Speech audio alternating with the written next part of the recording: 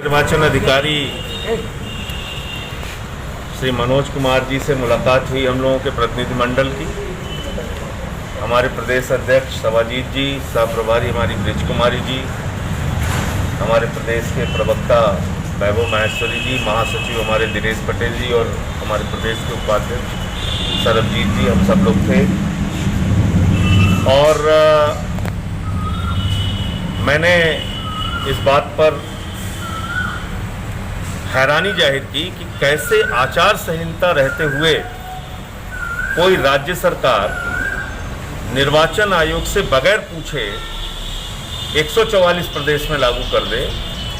और कोरोना के नाम पे आपने कहा कि 5 आदमी से ज़्यादा प्रचार नहीं कर सकते। ये कितना बड़ा मजाक है मैं आपको बताना चाहता हूँ। देखिए, केरल में चुनाव हो रहा है और केरल में केसेस हैं 11 लाख। बंगाल में चुनाव हो रहा है, वहां पे केसेस हैं 6 लाख। आसाम में चुनाव हो रहा है, वहां पर केसेस हैं 2 लाख। तमिलनाडु में चुनाव हो रहा है, वहां पर केस है 9 लाख। उत्तर प्रदेश में कितना केस है? 6 लाख। उत्तर प्रदेश में 6 लाख और बंगाल की आबादी उत्तर प्रदेश से कम है, वहां भी 6 लाख। और केरल की आबादी उत्तर प्रदेश और बंगाल से भी कम है, वहां पे 11 लाख। और तमिलनाडु की भी आबादी उत्तर प्रदेश से कम है, वहां पर 9 लाख। तो जिन राज्यों में उत्तर प्रदेश से ज्यादा संख्या में कोरोना के मरीज हैं, वहां के विधानसभा के चुनाव में प्रधानमंत्री जी की भी रैली होगी, गृह मंत्री जी की भी रैली होगी, हमारे मुख्यमंत्री आदित्यनाथ जी भी जाके वहां पे रैली और सभा करेंगे। और उत्तर प्रदेश के जिला पंचायत के चुनाव में आप कह रहे हैं कि कोरोना है साहब, और कोरोना के नाम पे आपने 5 लोगों का प्रतिबंध लगा दिया।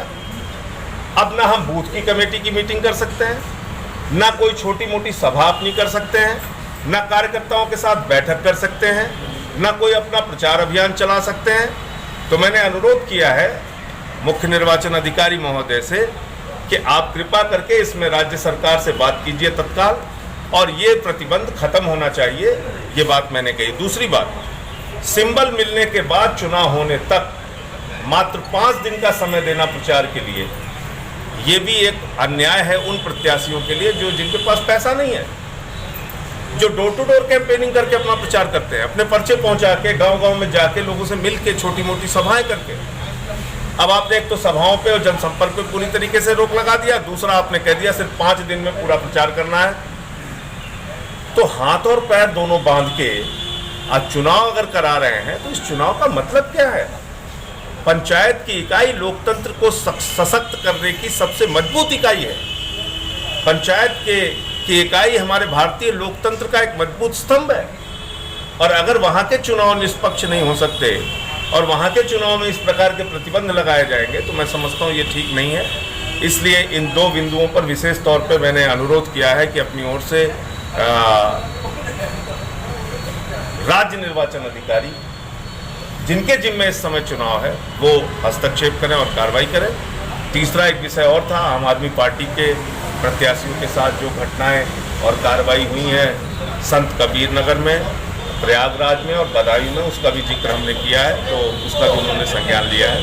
तो मैं सिर्फ इतना कहना चाहता हूँ कि अगर पंचायत का चुनाव वास्तव में सरकार निष्पक्षता से कराना चाहती है तो अपने तुगलकी फरमान को वापस ले। और चुनाव आयोग की इस समय आचार संहिता लागू है, आप चुनाव आयोग की अनुमति के बगैर अपने मन से कोई फैसला नहीं ले सकते। ये बिल्कुल गलत है और इसको वापस लीजिए।